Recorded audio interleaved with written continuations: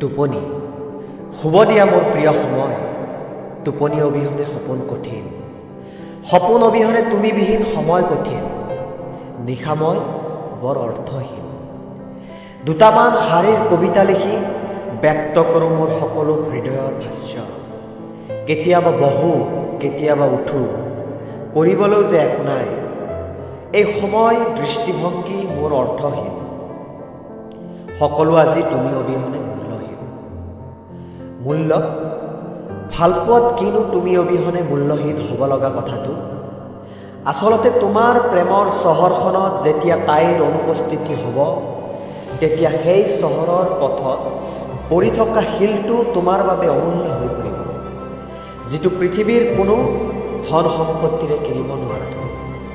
শুব দিয়া মোৰ প্ৰিয় সময়, সপোনত দেখিম অতীতৰ চিৰযুগমীয়া কাহিনী, হাঁহি কান্দোন সকলোতে মিঠা অনুভূতি, মিঠা সোৱাদ। শুব দিয়া মোৰ প্ৰিয় সময়, তাই অবিহনে এই দিঠকৰ যাত্ৰা।